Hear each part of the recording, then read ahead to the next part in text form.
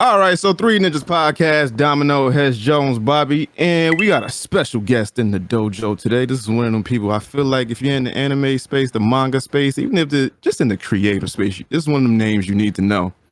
Now, in the dojo today, we have artist and designer of Namiware and also creator of Soul Search manga and 10 Pins manga. Also, aspiring voice actor. He do a little bit of everything. We're going to try to, tap into his mind a little bit, see what he got going on. Just an all-around creative. Ladies and gentlemen, in the dojo today, we have Dominic Jimenez. What's up, guys? Glad to be here. How are you, man? How's your day going? I'm good, man. Just working. Just working, man? Just working. Sound like Sunday caught up to you, man. Everybody a little tired, everybody a little fatigued. Yeah. What's up with you, man? What's been going on? What's the latest that's going on with Mr. Jimenez? We got Namiware coming to an end? Question mark. Quote unquote. Yeah. So I just kind of ended the clothing side of my business as far as like making anime inspired stuff that's based on other properties that I don't own. So I could fully focus on making my own merch with my own ideas and really building this into a full like anime manga company instead of just like, oh, we have a couple books that we're trying to push out. So really making that like the main goal and pushing it, man, trying to get to these meetings, to these companies and see if we can get some things moving. Mm-hmm. Okay. Now, was that a hard decision to come to where it was like, hey, I love these properties so much, but I got to work on me. I can't be making money for everybody else. It was kind of hard to like let it go. Like it took me a long time to actually do it. I've been saying I want to do it, but once the book took off, I was like, all right, I guess this is the perfect time to try to do it. So let me go for it. Okay. Now, when did the idea to create? Well, first you started off with Soul Search, right? That was the beginning of like your author journey. Yeah, like my own ideas. Like I've always drawn books and stuff like that for myself. Like growing up, I would make my own version of Pokemon, my own version of Dragon Ball Z, put myself in those worlds and stuff like that. But this was my first like idea that I came up with and actually like put out. Like I've done a lot of other ones, but never really put them out there. Were they not good? You weren't confident in them? It was just like a one-off thing, or I don't know if they were good or not. Right. I felt the same about these. Like I just happened to put these ones out and people are like, yeah, I like it. So All right, so you being the author of Soul Search then leads you into 10 Pins. Now, are you an avid bowler, or you just saw like it was just a blank space in the shonen where it was like, hey, I don't see any bowling mangas? Actually both. So I used to bowl when I was younger. I was really, really good. Like a lot of state, for sure. A lot of state championship like trophies, ribbons. I was traveling and I only bowled 1 year. That was the first year I ever bowled. So I said one and done. One and done. Like, yo, I'm gonna go do something I'm not that good at. Yeah, I was definitely on track. And I don't know why. I thought I could play professional basketball, so I focused all my attention on basketball. Yeah, once you're a natural at one thing, you feel like you can do everything. I was good. I'm good at basketball. I'm just not anywhere near NBA caliber. Yeah. Yeah, everything has to line up. You got to have the height, the coordination, the skill. Everything has to line up. Like if you 5'4", but you nice as hell, it's like, I don't know. Yeah. My man, you saw Space Jam? A little short. Now, hearing all that, you got an interesting story thus far because you write, you design, you bowl apparently. So now, What was your younger year? Matter of fact, let's start from the beginning if we can. Where are you from? I am a military kid, so I'm from everywhere. Yeah. But I Queens, grew New up. York, Harlem, I uptown, grew up downtown, Switzerland. mostly. Yeah, I grew up mostly in Pennsylvania. I was there for the longest. So Mhm. like an hour between Philly and Baltimore. I got family in Baltimore. I got family in California. Mhm. So I'm all over the place. All right. So now was that hard for you growing up? Because everything I hear about military kids is that it's hard to make friends every Oh time you get yeah. situated in one place. You up and got to go somewhere else. You moving not even nationally, just internationally at a moment's Yeah. notice. It definitely sucks when you're kind of starting to, find your place and then you have to start all the way over. But I think that's kind of given me an advantage just in regular life. Like I know so much different stuff. Like I've been a lot of different places, and it's crazy because a lot of those people that I met when I was younger, I have contact with again now because of social media. So I have friends in like different parts of the world that I grew up with. Okay. Now, did y'all have like a commonality of the love of anime, or is just like, hey, I remember you from the third grade and then you moved away? I didn't really have like a lot of anime friends growing up. I had a lot more sports friends. So like Okay. basketball, soccer, bowling, like that type of stuff. But not I mean, we played like Pokemon and people would draw Goku in school, stuff like that, but Mhm. I wasn't super deep into it yet. Okay. Now, when did you get deep into the anime craze? Because I want to say for us, it was like might have been like around like 10, 11, 12, something like that. Yeah. I was heavy in Pokemon. Pokemon was my thing. Like I had the games, I had the cards, watched the show. But I think the first real anime that I started watching was Dragon Ball Z. That was probably like 11, 12. Okay. Now, very important question, right? You walk into Professor Oak's lab, 3 Pokeballs on the table. Who's your starter? It Squirtle, could be Charmander. okay. No, we're talking about The Kanto. original. Gotcha. Kanto. Original 151. Bulbasaur, Charmander, or Squirtle? I'm probably gonna go Squirtle. Gang, gang. I always pick water starters. Gang, gang. Now, did you play the newest Pokemon? I haven't really had time. I played a little bit of it, but I haven't had time like I want to. Okay, so I can't really ask you how you felt about the water starter in that one. Yeah, I didn't even get a badge in that one. I played for like 10 minutes. Damn. Yeah. 10 minutes is just putting in your name in the intro. Yeah. I didn't get anywhere. I walked out my house and turned it off. Yeah. I got businesses to run. I ain't got time to be playing Pokemon. All right, I'm done. Yeah, right. Now, so you said that the first anime that you really got into was Dragon Ball. Now, was it a thing that was, I guess, known around your classroom? Like you had a lot of people in your classroom that like anime, or did you have to like keep that close knit to the chest? There were like a lot of I feel like there was a lot of people that liked anime. I remember like because I wasn't into Yu-Gi-Oh until like a little bit later down the road, but I remember people in there like dueling at lunch and stuff like that. So they were openly like it was going crazy in there. They were fighting over cards and stuff. So yeah, it was they were openly like talking about their anime, and I was like, all right, no. Now, no one faced any like backlash or bullying or anything like that. I'm pretty sure they did, as kids, because kids are evil. I mean, from what I seen, they were really just fighting each other. It's the Civil War. Nah, I didn't see anybody like going to mess with them because they were doing whatever, but they would fight each other like, "Oh, you stole my car!" my card. Yeah. People scamming, being real life like villains and stuff. Yeah, That's a fact.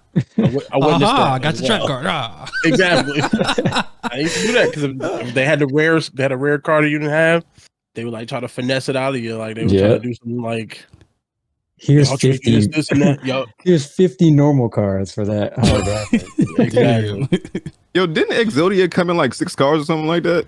5. Yeah, 5 Five? cards. Yeah. So what was it? Head, arm, leg, or some shit like that? Mhm. Oh, okay. All right. Now, when did you get, I guess, into design? Like, do you have a background in like clothing design or anything like that? Yeah, I went to art school. I have a degree in graphic design, and I have a master's in business. But I went to art school first, and I started really, really young, like drawing on clothes, drawing on other clothes for other people. Like people were paying me to draw, like on their shirts and stuff like that. So Was you the airbrush guy? I wasn't really doing airbrush because I didn't know how. I was just doing like fabric markers and stuff like that. But if you remember like the ginormous like cartoon t-shirts like back in the day, like I was Like Bugs drawing Bunny and stuff like Yeah. I was drawing stuff like that, like custom stuff for people. So I've been doing that since I was like 13. I think I started in like 9th grade. that. Okay. Now, did you know that you wanted to actually get into making your own clothes, or was it just like a fun hobby because you just knew how to draw and you were good at it? I really liked making my own clothes, and that's kind of what led me to go to art school. Like starting off with that, I was like, all right, like I'm drawing people's stuff, but I'm starting to draw like my own designs and like start making stuff for myself to wear. And that pushed me into like kind of exploring like streetwear a little bit more, and eventually like going to art school for a graphic design program so I could actually learn how to do all the stuff I wanted to do. Okay. Now, when did you, I guess, make it into an actual business? Like, hey, I'm tired of just sketching. And like, when did you make your first actual piece that you wore proudly? Like, hey, I made this. I mean, I was making clothes when I was like in 9th grade. Like I didn't have like a brand name or anything, but I was just making my stuff. But once I graduated high school, I did start my first like clothing business. And it was called Mimic Clothing. Clothing, okay. So my logo was the letter M, like facing down like this, and then I flipped it up so it mirrored each other, and that was my logo. And I would take that and I would just like put pop culture stuff like references with the logo, but make it into that logo shape. So Johnny Cupcakes was like probably my biggest inspiration for that. And that's the first brand that I started, and I did that for about 5-6 years. Okay. Now, what was the return on that? How much money did you make, or did you make any money? Were you in the red a lot, or? It was just learning. It wasn't really about money for me. It was just doing it and kind of like experimenting. Like I had people that are ordering stuff all the time. And there's still people that followed me from like that to Namiware that know me. Like it's like, oh shit, that's Mimic. It's like, nah, now people are like, oh shit, that's Nami. But it's the same thing for me. I think it just taught me a lot of the process, kind of like how Namiware taught me a lot of the process. So when I do something else, I kind of know like the things to avoid and how to do it a little bit better. Okay. Now, when Namiware first hit the scene, I kind of want to say it took the anime world by storm a little bit, because we were tired of like, you know, the button-up shirts with the characters on them and stuff like that. Like, and then when you came around and started actually making clothing that was referencing and actually looked good of the animes that we watch, I feel like everyone gravitated to it really, really quickly. Yeah, it had a really strong start. Especially being like it was the first anime streetwear like brand, like not a brand that just like decided I want to do a couple anime pieces, but like fully focused on anime streetwear and making like higher end pieces that you could wear. Right. Like you would see kids going outside in their Akatsuki cloaks and getting clowned and stuff, but you could find somebody to make something that you would actually wear outside and not get laughed at for. Right. And that was Now, kind of was the that goal. Now, was that your focus from the beginning? I just want to make this a straight streetwear brand, or were you just creating, just doing you, and then it just happened to snowball into that? So Namiware was like purposeful. Like I planned all of that out. I knew like this is what I want to do. I wanted to be anime inspired. I wanted to make the best like anime inspired streetwear. And at the time there's nothing like it. Everyone was making kind of like the same like you said, like the button ups with the characters on it, or like no shade to Primitive, but like Dragon Ball Z, like you know what I mean, like the characters, and then you got like the brand name like down the shirt. Yeah. So there wasn't really a lot of variety. Mm-hmm. Now, when Namiware dropped, who was your first, I guess, well-known or big client that kind of like backed you and wore your stuff outside? My first big, I got in touch with a lot of people.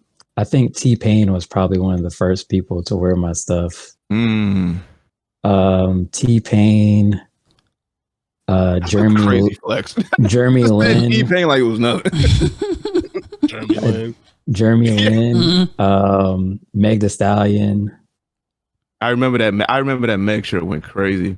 I think what really like kind of took it off for me was I was working as a freelance artist, and I ended up doing a movie campaign with Jordan Peele, but I had my sample on. So I have like a bunch of photos of me in my sample with Jordan Peele. And he's like a big anime fan too. But people seen that and are like, yo, what is he wearing? Like, oh shit, you were Jordan Peele? And that way I was able to kind of like bridge those two things together. But I think probably my biggest, I have like a lot of like influencer friends that wear stuff, but I think my biggest celebrity like online is probably Bella Porch. I think she's got like 1 billion on TikTok now. Some crazy ass number. She's like the biggest TikToker, and then she decided to do music, but she wore all my stuff with no like delay. Like I sent it to her and she put all of my stuff on and took pictures and sent me pictures. I was like, nobody's doing this. Right. I was like, nobody has this type of access to people, and they're not willingly like putting on their brand. With no like incentive behind it, where it was like, hey, I'm paying you to actually put this on. It was like, no, just for the love of it. I like it. It's dope. I'm going to put it on and wear it. Exactly. I was like, nobody's getting this type of promotion. Now, where does your business acumen come from? Because knowing what you want to do so young, and then progressing to where you are now, where it's, you with Jordan Peele, your clothes are being worn by this person and that person. You're a published author now. Like, where does this business acumen come from? Does it have anything to do with your parents in the military? Does it have to, like, what did you see that made you like this? I don't know if I don't know. I don't really know if I've seen anything that made me like want to do this. My dad, he was in the military, and he worked as a recruiter for I want to say like 6, 7 years, but like hearing him like pitch kids the military, like making kids kind of join the military and really selling it, I think kind of gave me a little bit of that like salesman. Like when I do trade shows, I kind of think about those times as like, oh yeah, I'm kind of like doing the same thing he was doing, but but for my own thing. Yeah. That's interesting. Now, why did you never join the army? Did you see it firsthand and be like, nah, I'm not part of this? Oh, I wanted to. I could never gain the weight. Oh, really? Yeah. They're like, you're too tall. You got to gain a certain amount of weight. I was like, I'm trying, man. Really? It just ain't working. Yeah, they got to carry around packs and run and do all that kind of stuff. I think. Yeah. A certain level. Yeah. Okay. They're doing you like have to 10-mile runs. I didn't know that was a weight requirement. I just thought like, hey, if you got the tenacity and you can actually do it, you can do it. Yeah, they wanted me, like, I took the test and everything, like I scored high, but I was like, I just can't physically get there. Right. Now, what do your parents think about your career path? They always send me job applications for real jobs. Every day. Oh, so and so is hiring. It's like, okay. So have you do they know who T-Pain is? Have they seen like the picture with you and Jordan Peele? Like they know who like celebs are and what TV is, right? Yeah, they do. So do they think like so another question, right? Now your dad was in the military, right? Yeah. All right. So does your dad not think that art is a viable career, or does he think it's like some hobby you can have? Like you're obviously making money, you're doing well for yourself. Like I said, you have all these ventures going on. Pretty much anyone that's in the nerd space, geek space, anime space knows about you. What's not to support? I think people see they see like the success, but they don't see like all of the stuff that goes on behind the scenes. It's a lot of like struggle. It's a lot of pain, and I try to be as honest as I can about the process, like online. People kind of take it the wrong way sometimes, but I try to be as honest as I possibly can. It's not like it's nowhere near easy, especially when you're doing like your own ideas. Like it feels almost impossible. So to make any type of like, you know, ground and actually build something up from nothing it takes a lot of work. And I think they really just look for me to have a more comfortable life and not one filled with so much like stress. Because me doing the book thing is like, yeah, I made this, like it's great. It went #1. That's great. Yeah, I, like that's the thing that bothers me a little bit. So you're #1 on was it sports manga on Amazon and number 15 in mangas all around. I was #1 in all shonen. This motherfucker keep dropping flexes, yo. Yeah, I was #1 over My Hero Academia. Talk your shit. I'm proud of you. Yeah, I screenshot it and even made it a t-shirt.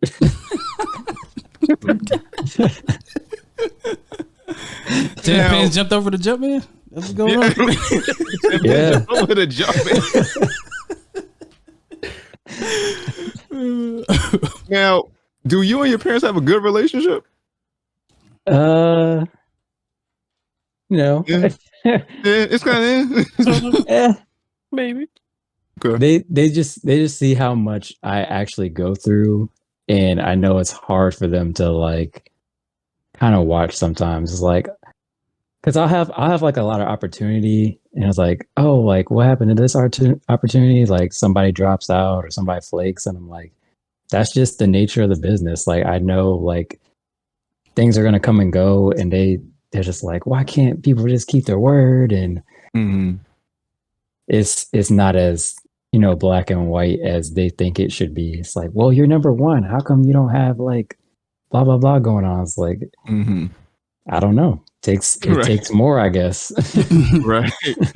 So you think it seems like way too often that the parents that aren't creatives don't understand their creative child, and what it comes from is I just want my child to be stable and not have to struggle. And I know you want to chase your dream or do whatever. I just don't want you to have to go through the hurdles that you may have to go through. Yeah. And I just want you to live easy. Like you get paid every 2 weeks, 401k, retirement plan, cool. Like, that's not what I want to do. Yeah. Try to tell them. Just all that uncertainty probably makes them uncomfortable, right? Like, what happens this week might not happen next week, and then I think maybe that's what bothers some parents. I think you hear that a lot with people, with parents who have kids who do things that are like creative in nature. It's just like, yeah, today is one thing, next week is another thing, and I think it just makes them, because as a parent, you just want your kids to be okay, right? And I think that's probably where a lot of that comes from. Just makes them anxious. Yeah. Yeah, and they always want the best for their child. So yeah. Now, are you happy?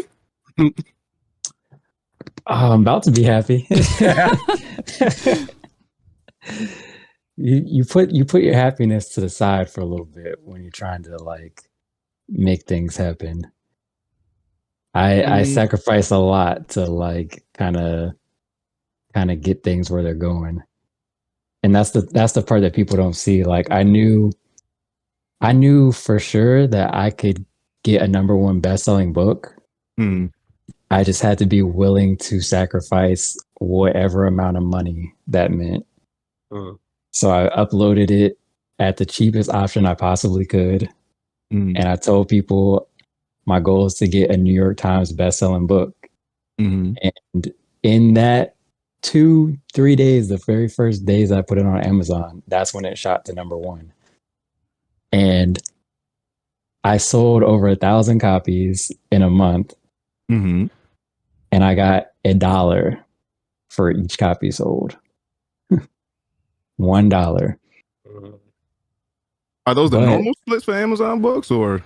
So because I listed it at the lowest possible. Yeah, okay. Got you. So I did it to claim the #1 spot. But the #1 spot now lets me sell my books at regular price. It opened the door for Viz Media and all the other companies that are looking like, who the heck is this person that just that just beat all of our stuff? Right. Yeah. So it's a lot of like, are you willing to sacrifice like money? Are you willing to sacrifice your time? Are you willing to sacrifice money to kind of get things where you wanted to go? So clearly you're not dumb. You know what you're doing. You have a master's. Now, when you say sacrifices, it's not just financial. Like, what do you give up, I guess, like on a day-to-day? Is it like mental? Is it, hanging out? Is it relationships? Like, what is it? Everything. I sacrificed everything to make this work.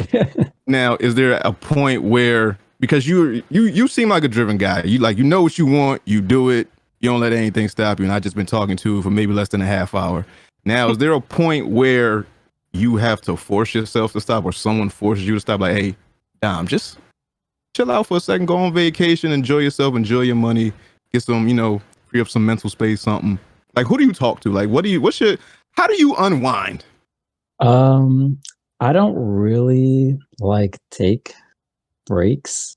Bro, you got to. unless I like am completely burnt out. Like I'll probably take like a couple of days off, but even when I try to like go to sleep, like my brain is literally turning. It's like, okay, like I can wake up, I gotta do this, or I should spend time doing this right now. Like I feel like every second I'm thinking of something else I need to be doing. And even right now, like I'm on this interview with you guys, I have my iPad in front of me. Like I'm looking at entering this manga contest. Like there's a lot of things that kind of go into making sure it's a success, especially when you're by yourself. Like there are people who want to help me, but it's like I don't know if the help is the exact help that I need, and I would rather just do it myself. Now, you sound just like me. I'm telling you from experience, you can't. Now, you've been successful so far, but the takeaway from it is that, like you said, you're going to get burnt out, but you're going to get burnt out to the point of like, I don't want to do none of this shit no more. Like, I'll leave all this shit, at the drop of a hat. Like, it's not worth my life or my mental health, my physical health, just anything. Now, do you just not trust anyone with your idea? You don't think they're gonna get them, or like, are these just very close to you? Like, these my babies. I can't let nobody near my babies. I definitely don't trust anybody with my ideas. Never doing that. Um, but it is part of the reason why I ended Namiware like as a brand, because like you said, like it got to a point where I was burnt out, like physically. It's like, yo, I can't even like get up to do this. I just packed like over 100 packages just yesterday. I'm like, I'm so glad this is coming to an end. I want to be done so bad. Did you package and ship everything yourself, right? Yeah. Yeah. Okay. Bro, that's a lot. Everything. Yeah. I think last year my summary came back. It said I shipped out somewhere around 10 tons. 10 tons of material. Yeah. In a year. Yeah. Bro. In a slow year. The year before that was worse. Slow year. Word. Yeah. In a slow year. Oh man. Why don't you? Because the reason why I don't trust nobody with a lot of my ideas before is because I'm scared of getting let down. I'm scared of giving somebody control of my ideas, and it's a bunch of reasons, like them not executing the way I want to execute it, or just like fear of theft or copycats or whatever, or just the fact that I don't think you into it the way I'm into it. But why don't you have a team? If you're doing everything solo, you're designing the stuff, you're packaging the stuff, you got the final say on everything, you like, what happened? Like, why don't you trust anyone? I just don't believe anybody's going to put in the effort that I'm going to put in on Earth. There's like 8 billion people on Earth, right? Yeah. Like nobody. I don't think it's something that I can ask of anybody. Like the amount of effort that I put into my own work. Like I wouldn't ask anybody to do that. I hope you do it for yourself. Yeah. I mean, as someone who's tried to do a lot of things by themselves and while working a 9-to-5 job and trying to maintain relationships with kids, girlfriend, parents, friends, whatever the fuck, it's not easy. I wouldn't suggest that for anybody. Yeah, I mean, I've kind of just been doing it so long. I've just gotten used to it, and it's just habit. And the one time that I did try to let somebody help me, they stole all my money. See, that's what we get into, man. What happened? I'm sorry that happened to you. I was like, you know what? Maybe I finally found somebody that's worth like, letting help me like do this thing, and all of a sudden they just switch up. Like Namiware is supposed to be like the biggest. It was on track to do easily $1 million a year by year 5, and we were on year 4 this year. Once I let go of the ex-partner that like stole everything, I had to start from scratch. I started with $0 to my name. All I had was ideas. And I was like, all right, let's see if I could like kind of scale up with just ideas again. I dropped a couple of like hats. I think it was the bleach bucket hat that I dropped, and like my One Piece stuff. And that started like going back up, and I was able to kind of start crawling out the hole a little bit.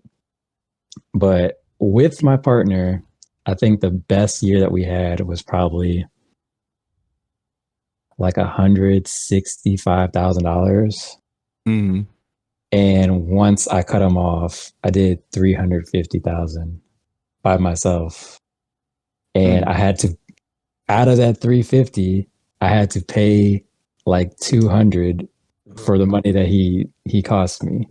So it's really been me working backwards and trying to like catch back up to that debt, because that's like a whole year's worth of revenue.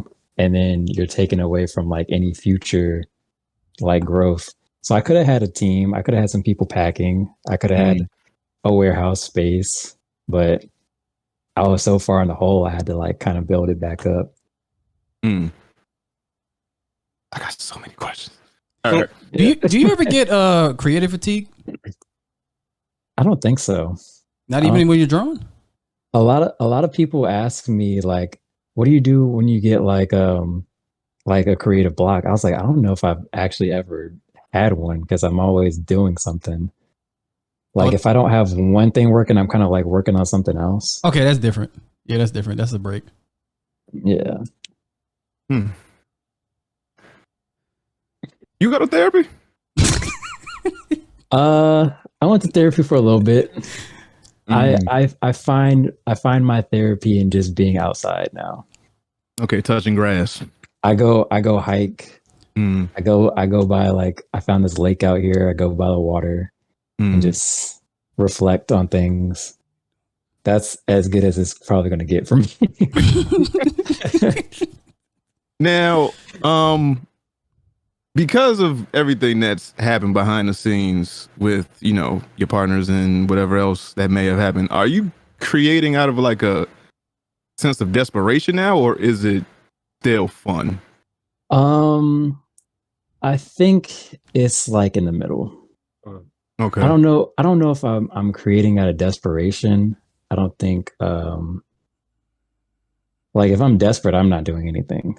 But not desperation per se, but it's like these brands or these ideas are how I feed myself, and if I don't create, I don't eat. But before it used to be, oh, like this is fun. Like I'm creating stuff, I'm making money, people love it, I love it, I'm meeting people. It's like, yeah, but sandwich somewhere in the middle is it's like it does this does pay my bills for sure. That's why I also push it like even harder than everything else that's kind of going on, because I know like all I need is one store to pick it up, one book order from somebody, like a deal from any of these companies, and then I could relax. I'm like, all right, you know, like it could go on autopilot for a little bit and I'll focus on the next thing. But right now it's 100%. Whatever effort I put in is whatever I get out. Got you. Now, in all of this, where do you find time for voice acting? I'm slacking on that. Now, is that an actual passion of yours, or is it something that I guess you fell into, or what's the story behind that? It's a little bit of both. I think I'm kind of just falling into it a little more now. I work with Chuck Huber. He's the voice of Hiei from Yu Hakusho. But he kind of works as my mentor for voice acting. And before I even like got to meet him, I had already gotten a paid role. Like I did like some YouTube narration for like some weird like hip hop channel. I never even seen the video, but I got paid for it. So Word. I got my money, I'm good. Yeah, I got paid for it. So I was like, you know, I guess I could say I'm a voice actor. I got a paid role. And I talked to him. He's like, you got a paid role in how long? I was like, I've only been doing it a couple months. He said it took me almost a year to get like a paid job. So you're probably like on the right track. And a lot of the people that I know are voice actors. So it kind of is pushing me into that a little bit. Like, so you're gonna voice act your character, right? I was like, I mean, y'all keep asking me. I'm probably going to have to. Even more work. I get to write the lines and voice act it. Oh yeah. Now, where does your writing background come from? Is that something you just picked up from watching animes and stuff like that, or? I don't know if I really have a writing background. As far as like, yeah, I guess as far as storytelling, I don't really write too much. I do like a lot of concept stuff. But my author Abraham for 10 Pins, he actually was working with my former partner and got let go because he was working with me. And then his friend also worked there, and he got let go for working with me on Soul Search. So we've kind of just like started bouncing ideas off of each other. But 10 pins I came up with probably in a day. I was just like, I think I was watching like Kuroko no Basket. I was like, man, I want to make something like this good one day. And I don't know what clicked, but I was like, I want to do a bowling anime, and I want it to be like the best fucking sports project ever. And I knew picking bowling and making the characters black was already going to be a challenge, and people were going to look at it with so much like disgust and hate and just so many like preconceived like notions, like boring's like it's bowling, it's boring. It's like, I'm making the thing that you think is boring the number one best-selling shonen right now. Shit. Like, I'm taking the things that absolutely nobody cared for and making it the best. And I like that challenge. I always like kind of building things up from scratch. Right. And you did this completely by yourself. You were sober when you thought of this? Yeah, I don't really I don't partake in The devil's lettuce. in any sometimes, sometimes. That's amazing. Just to think of someone or women like, yo, I created that in a day, and then now it's a best-selling bestseller. It's what now. I want to ask this question, and don't take offense to it, please. Hopefully you don't. Have you been diagnosed with any condition or anything like that with all these ideas and how hyper-focused you are and how great these ideas are? Like, have you been diagnosed with anything? I've never been diagnosed with anything. I definitely feel like I'm probably bipolar.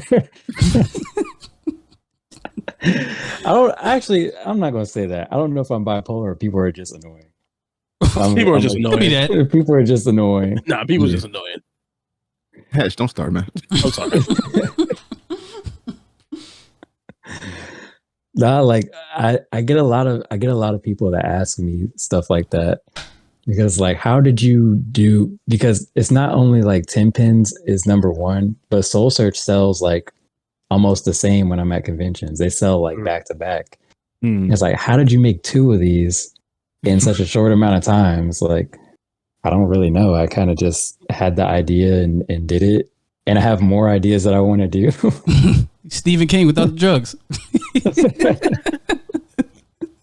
What it sound like to me? Right up front of being in the bag. I've been getting Todd McFarlane a lot. Todd McFarlane? The creator of Spawn. Yeah. Oh, okay. Yeah. Yeah, he's a little weird. Yeah, I can see it. I can see it. Now, we have voice acting, design work, artwork. We have, I guess, concept ideas. We have do you still have Namiware Records? Yeah, we still make music. Still make music. I opened up for Meek Mill's Dreams and Nightmares tour back in, what year was that? Like 2011?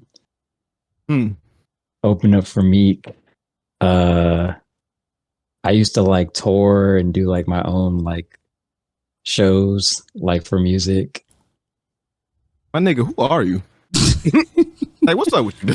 I just do a lot of things. Like, you don't slow down. You don't, like, once you have an idea, you just do it, and then it just happens. I don't. Yeah. It explains why you don't get bored. Yeah. Like, you're jumping from project to project. You're always doing something. It's not like you're stuck with one thing. You're just like, I'm tired of this. Like, let me go and make some music now. Yeah, I feel like, honestly, I don't have enough hours in a day, and I don't have enough energy to do all the things that I want to do. How long do you sleep? Probably like 4 or 5 hours. Damn, like me. Just like me. Hours, I knew it. Just like me. Yeah. Like 4 or 5. Yeah. Now, is that purposeful? just so you can get more done and get more ideas out, or is it like your brain is just moving so much that you just literally can't sleep? It's probably just moving too much. Like, especially, I feel like I don't really wake up until like 10 p.m. So from like 10 to 3 a.m. I'm working, moving, and I have like my best ideas like at night, in the middle of the night. Oh, me too. Yeah. Is it just because it's quieter, so there's less to distract you, or? Yeah, there's nothing that really can get my attention during that time. I kind of just focus on whatever I'm doing. Like when I was doing music, like I was doing music, like releasing my own projects and stuff. I got kind of bored of that. I was like, all right, did it already. I opened up for Meek Mill in my hometown. Like, I already proved my point. So let me do something else. So I started just like songwriting, and I did a reference track for Beyonce. And she hasn't used it. And I wrote this like 6 years ago. But the girl who like redid the reference track for me, she works with Beyonce, SZA, Solange, Doja Cat, Cardi B, and she won Grammys. It's like I could have definitely kept going and kept doing that. Yeah. And sometimes I just get bored and I move on to the next thing because I don't know. I try to reach like a goal. It's like I wrote a song for Beyonce. I don't think I can get any better than that. Who is this nigga? So, do you ever think there will be a day where I guess you calm down? Like, if you had to choose one thing, if you can, just one thing that you want to do for the rest of your life, like, hey, I did XYZ. If I could just do this for the rest of my life, I'll be fine. Is there one thing that you would just do for the rest of your life and just be cool with it? It's probably this. Probably just design or just art. Just art. Okay. So no podcasting in your future, no more HMO3 podcast? I wanted to do a podcast. I just didn't have the time. I didn't have the time to really like put my thoughts together to where somebody would want to listen and not it just be like me rambling for an hour. That's the same thing with like content creation. It's like I don't really put out a lot of content that's like polished. I just all of my stuff is really my rough drafts. Is like hopefully somebody gets what I mean out of this. The concept of what I was trying to do. That motherfucker says I turn the camera on first take, whatever come out. Yeah. So I don't have time to like write a script. I ain't got time to fine tune. I ain't got time to edit. I ain't got time to say this word correctly. Nah, you gonna get this. Yeah, I'm not rehearsing. I'm just gonna put it out. That's commendable, because I feel like my mind wouldn't let me do that. What else is there for you to try? Like, what else do you want to do? Even outside of the nerd space, what else is there? I definitely want to I want to do another fashion brand. I think I want to do like one shot at like really high fashion, like runway type stuff. I want to design a Nike. That's always been something I've wanted to do. I don't know. I'm really leaning towards just like being an artist for the rest of my life, but starting to kind of go into that little like solitude pocket. Like I'm here, I live on a mountain in a cabin somewhere, right? And just draw your life away. Y'all get to see me once a year, and you're just gonna pop out, do something magnificent. Hey, y'all, I'm alive. Just go back into your cave. Yeah, like really being in nature and painting. Like I went and got canvases and stuff this week so I could get back into painting. Like all the new Namiware stuff, like all the new stuff I'm doing is gonna be kind of a collection of all the stuff that I know how to do. Like I'm gonna paint, I'm gonna draw, I'm gonna make music, merch, the books, animation, everything. Now, is there talks to make Tenpin into an actual anime? Oh yeah. So I have a deal for an animated series for Soul Search and Tenpins. I had that since last year. Congrats, man. For a season of both. But it's through like one of my mentors, like he's building out like a platform right now. But he's like, hey man, if nobody picks it up, I'm for sure gonna give you the money to do both of these. Like we'll get our own animation team, we'll make our own studio, I'll get both of these done. So he's in the process of doing that, and that's my backup if I don't get picked up by like a big company. I could just make it myself. Right. Now with Soul Search and Tenpins, how are you able to, I mean, you touched on you not, I guess, working with other people or trusting other people. So how do you trust the art direction with, Abraham and Avery? No, not Avery. What's the other guy on Soul Search? Yeah, that's Avery. That's Avery too? Okay, yeah. Abraham, Avery, yeah.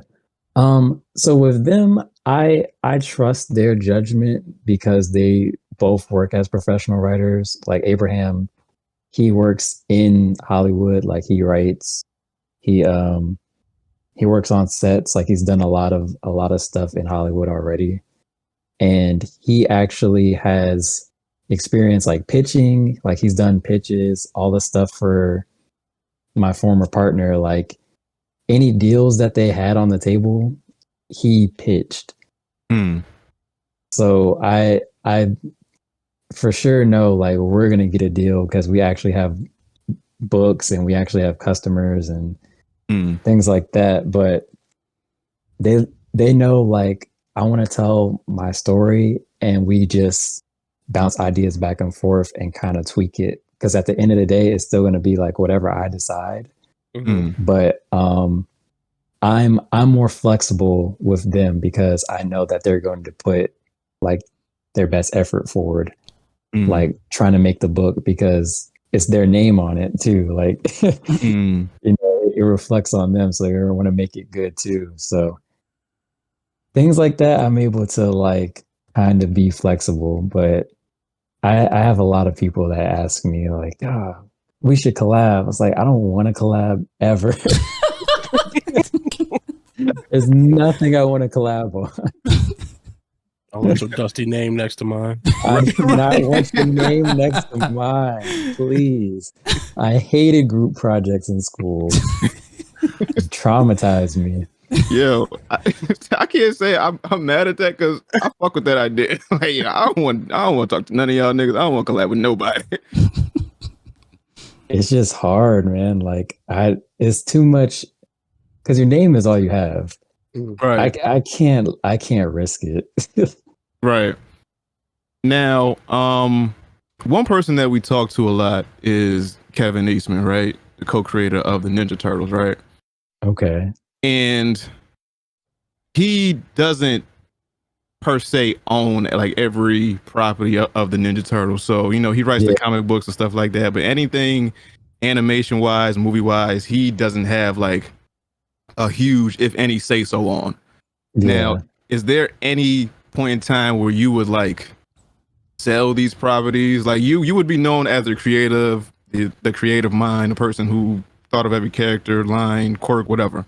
Would you ever sell those things? So it was like, hey, we know you did this. Here's a lump sum of money. Let us do this. I've been thinking about like licensing out like my characters. The deal just has to be good. Like keep me at least the majority of the equity. Like I'll take less if that means I'm doing less work. Right. Like make sure it's good. Make sure I'm getting paid on time. That's the thing. Don't ask me for anything extra. Just make it happen. It's a lot of people that have kind of like approached me with oh, like, will you just take my project and I'll give you some ownership? I was like, I don't want to own your project, bro. Like, Y'all shit is trash. like even if it's good, I wouldn't want that for another creative person. Like, let me give you all the rights to my project. I'm nobody. What if a big company comes and says like, oh man, I like what you've done with the project. Can I buy it from you? And you have no ownership of it. Right. Like, I think a lot of people are kind of signing those 360 deals right now to get exposure, and I just can't see myself doing it. Yeah. It has to mean a lot. Yeah, that shit always confused me because when I talked to Kevin Eastman about it, I was like, I couldn't see myself like creating something like the Ninja Turtles and then giving it away. Where it was like, that was a cultural phenomenon for like a good 2 years. Like you couldn't go anywhere without seeing a Ninja Turtle something. They made Ninja Turtles everything. Lunchboxes, gum, cereal, everything. Like everything. They had clothes, pants, socks, with like whatever. And from like 89 to 91 or 90 to 92, something like that. It was just this craze all around the world. And for you to be like, hey, I'm going to give up my pet project and just let somebody else do what they want to it. They could bastardize it. They could ruin it. They could run this shit straight into the ground. But as long as I got paid, I don't give a fuck. Shout out to George Lucas, nigga. and luckily, so many people like love the Ninja Turtles that they've only been doing good versions of it. I mean, like they have 1 or 2 hiccups every now and then, but they don't last long. Yeah.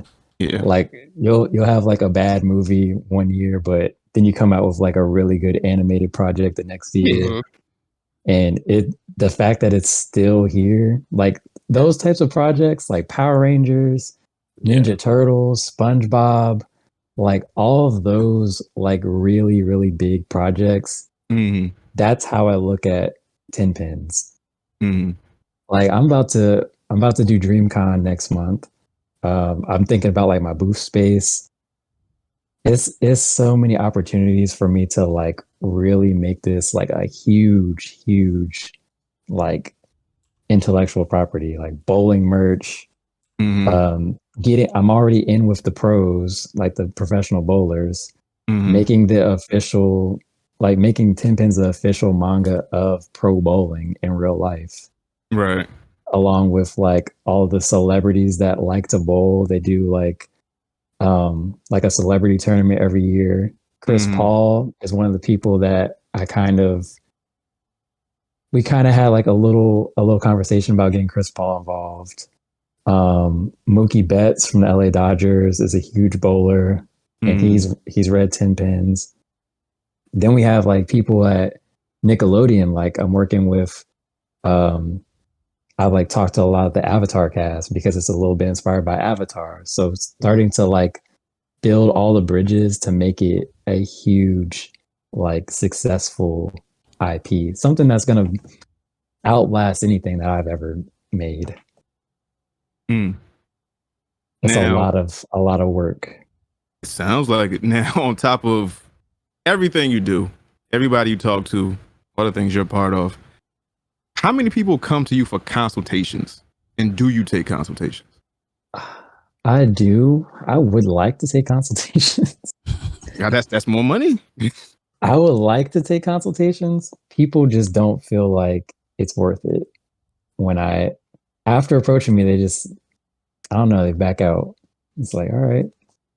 Do they ask the right question? Like, just sitting here talking to you, I'm like, yo, I just want to pick your brain, but I know you ain't for it. Like, without some type of dollar amount. Like, hey, you got to cash at me something. I've done consultations. I think like the most I've charged is like $100 for an hour.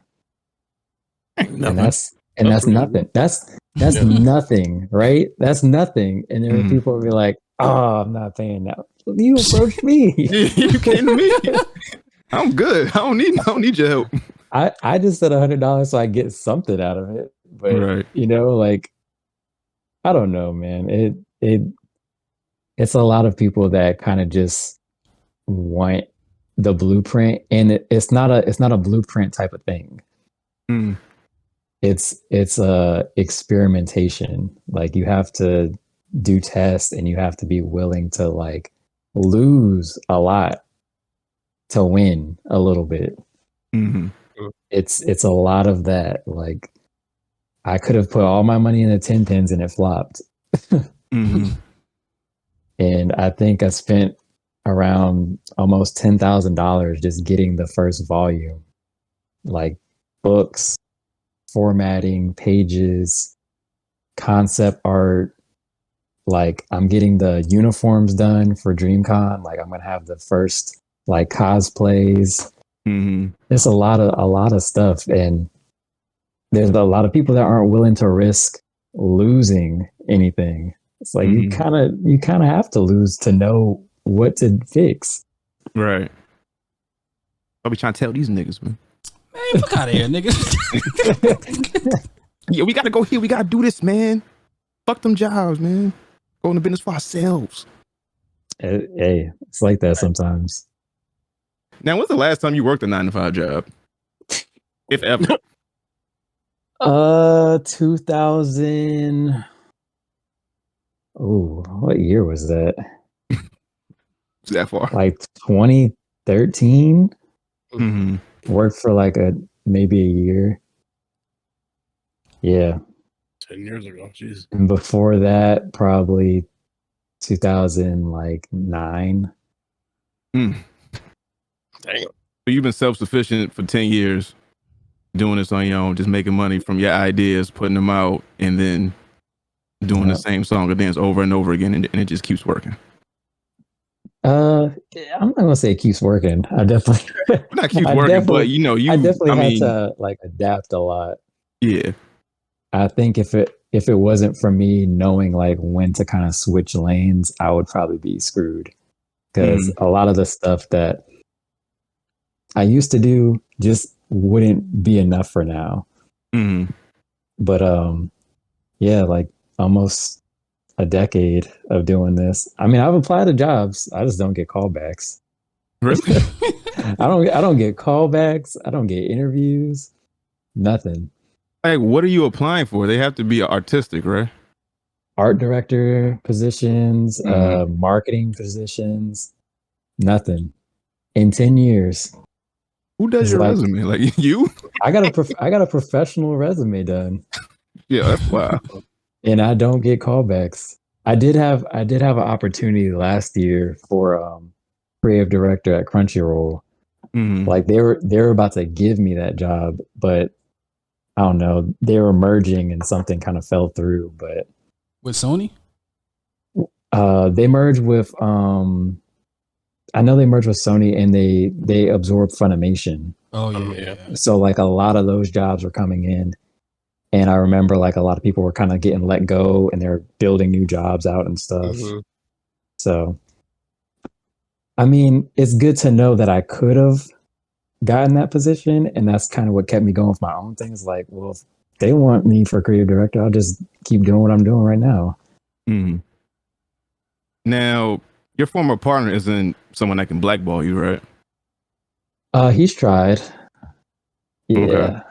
He played professional basketball. Oh, retired? Yeah. I think he plays overseas now. Okay. Dwight Howard? Nah. I think I might know who he is. His name is Johnny O'Brien. He owns North Caesar. Yes, that's what because I remember we talked. All right, yes. Yeah. Mm-hmm. Yeah. I think he plays for the Shanghai Sharks now. Mm-hmm. Yeah. I was talking to Jax not too long ago, and she was talking about homie. So I was like, yeah.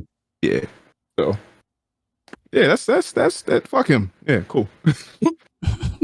Yeah. Yeah. Let's see. I guess my last thing is like we mentioned, the long-lasting properties, your Ninja Turtles, your stuff like Scooby-Doo's and SpongeBob and whatever. Do you think you have one of those in you? Like, do you have that in the tank and just waiting on your master plan to come to fruition? I think 10 pins will definitely be the one. My goal, like a lot of people are expecting me to like get it picked up by an anime studio. Mm. I would really like to see it on Nickelodeon. Like That would be fire. same team as Avatar. Avatar. Mm-hmm. Like going into toys, going into more like books, going into the animation. There's so many things I want to do. My ultimate goal for 10 Pins, I kind of already roadmapped this, but I want to make my own 10 Pins bowling alley. Like a real bowling alley. You bowl, you get the effects on the floor, like water, fire, whatever you pick. Have it fully themed out. You could buy the jerseys in the shop. You could get like the different balls, the different bags, making my own bowling shoes. A lot of stuff. I kind of like, I put a lot of thought into like how far I want to take it. Sounds amazing. And I love the foresight. I wish you liked people, man. I want to talk to you more. I don't think I don't like people. I just think I don't know. I feel like I'm pretty open to talking to people. I think people see me and get kind of intimidated a little bit, thinking like, oh, you're not gonna have the time to talk to me. You're probably too good to talk to me. But I have people message me all the time like, oh my God, you actually responded? Same shit I said. It's like, I didn't know he was going to respond, especially that quick. I was like, hell, this kind of dope. I literally see every single message that comes to my phone. Yeah, I know, because you don't trust nobody else with shit, so I know it's you. Yeah, I see every single message that comes to my phone, and I respond to all of them. Yeah, you and Bobby, when I first hit y'all up, I was like, oh shit, they actually responded. Look at that. Yeah, that's it. But yeah, man, I don't have anything else. Is there anything else that we didn't talk about that you want to discuss? Anything you got coming up that I may have missed? Just anything in the world you want to promote your books, what's going on with Nami, where next, or anything you got in your mind that you just want to let out right now? Any podcast takes you want to get out? Okay. So new Nami wear is up. There's no more anime inspired streetwear that I don't own. We got the plushies up, just dropped the new merch. Books are up, and we are getting ready to drop the manga club subscription. So basically that's going to fund new chapters every other month for 10 Pins and Soul Search, so we can continue growing these properties. And I hope by this time next year, I have a third manga out, like a brand new manga. You already have the idea for it? Yeah, it's called The Hater is King, and it's going to be a slice of life about a kid whose only goal is to be the biggest hater in the world, but everybody likes him and his personality. Hey. That's fine. Now, also another thing, one last thing. Do you aim to, I guess, for lack of a better term, put more color in the anime space, because all your characters are POC? Like, is that your aim? Is that something that you want to do? Like, do you do that consciously, or do you be like, nah, I need my niggas in here? I do it with purpose, because I know that there is no real space for us. And if I were to go get a deal from Viz Media to make a brand new book, they wouldn't accept something like that. But I can build whatever I want with my own time and get it to that point where somebody wants to purchase it. And now you're forced to put out the representation that I put together. Like, it's not really my angle. Like, yeah, they're Black characters, but the story is not about them. Like, the pitch isn't like they're Black characters. It's not Black centric. It's just they just so happen to be Black. Yeah, and that's how I want to make all of my That's how I want to make all of my stories. Like this nigga's doing stuff. So we can do everything y'all can do. We just look multifaceted. We can do the same thing. Yeah. We don't gotta be from Africa. We don't gotta be, Was that we a don't shot? have, I mean, if you look at animes, like the character is always from Africa if he's black. Yeah, like straight from Africa. It doesn't have to be from Africa. It doesn't have to be a hood story. I don't know why people want to go those two routes every time, which is why I did bowling. It's like black people bowl all the time. Niggas bowl. Right. That's like a family reunion thing. Yeah.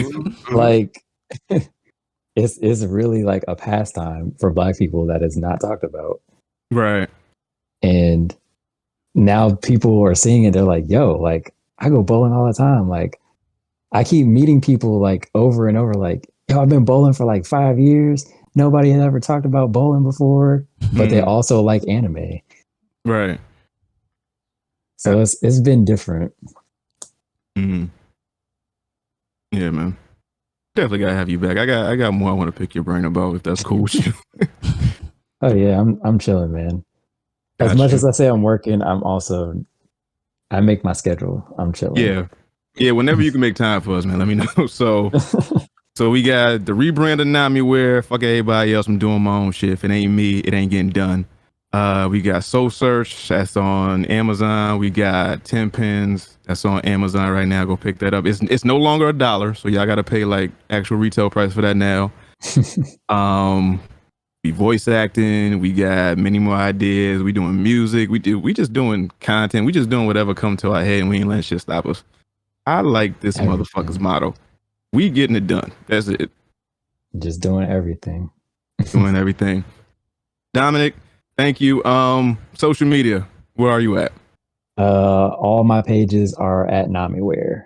NamiWare, so that's Twitch, Instagram, Reddit, YouTube, Black Planet, all that. All right. Cool, man. Appreciate you for coming by the dojo, man. I will be in touch. I do have some things to ask you. So yeah, man, appreciate your time and your efforts, and just thank you for, I guess, creating what you have created for, people like us, and just being a force to be reckoned with. Like, I feel like we're gonna hear your name a lot in the next few years, where just something about your tenacity and like what you're doing is just real inspiring. It's like a breath of fresh air, kind of, because you don't meet people like you too often. So I appreciate you, brother. I appreciate that, man. Thank you. No doubt, man. Have a good one, man. All right, man. Peace.